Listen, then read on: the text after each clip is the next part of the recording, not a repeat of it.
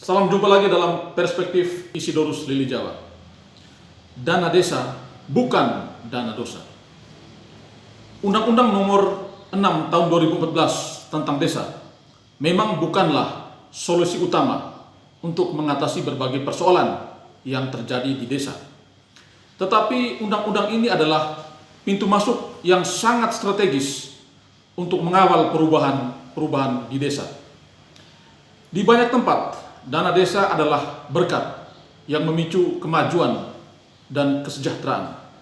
Namun, di beberapa tempat lainnya, dana desa justru menjadi malapetaka. Kita lihat konteks NTT. Di NTT, setidaknya 52 kepala desa telah menjadikan dana desa ini sebagai dana dosa. Dana desa diselewengkan, disalahgunakan. Total kerugian negara mencapai kurang lebih 9 miliar. Mereka bermasalah dengan hukum karena melakukan korupsi dana desa. Anggaran hampir 1 miliar lebih itu turun ke desa setiap tahun. Tetapi dana desa justru dimanfaatkan untuk hal-hal yang kontraproduktif dengan tujuan pembangunan di desa. Dana desa yang turun ke NTT sudah sangat banyak.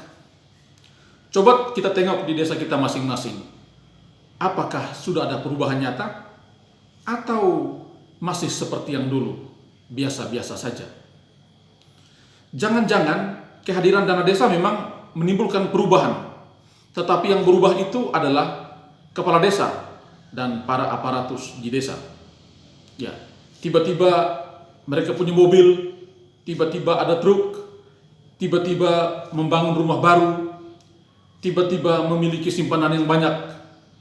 Itulah perubahan-perubahan yang mungkin saja bisa kita amati di desa kita masing-masing. Dana desa tahun 2019 untuk NTT sebesar 3,20 triliun lebih. Ini dialokasikan untuk 3026 desa yang ada di NTT. Tahun 2020 dana desa itu bertambah lagi sekitar 70 miliar sehingga menjadi 3,90 triliun.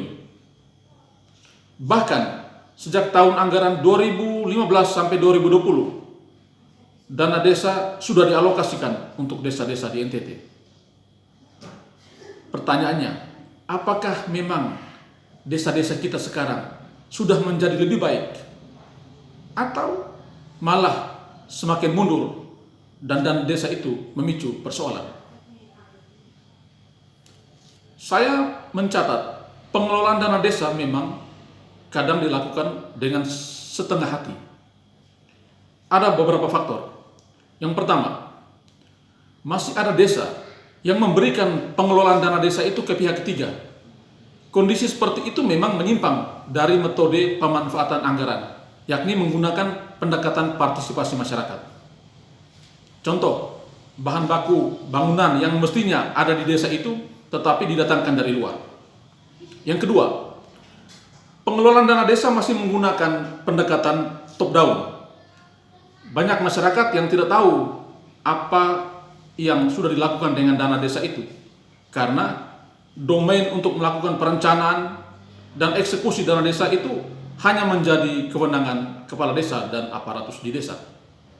Yang ketiga, dana desa juga kadang dimanfaatkan oleh para petahana atau incumbent menjadi alat politik. Jadi kalau ada pilkada, dana desa itu dimanfaatkan untuk kepentingan politik. Yang keempat, memang belum adanya kerja-kerja fasilitator yang sangat serius di desa, sehingga memang memicu terjadinya banyak persoalan di desa. Ada fasilitator desa yang tidak tinggal di desa, tetapi tinggal di kota. Ada juga fasilitator desa yang jarang ke desa. Ini juga menjadi faktor penyebab mengapa terjadi persoalan berkaitan dengan dana desa itu.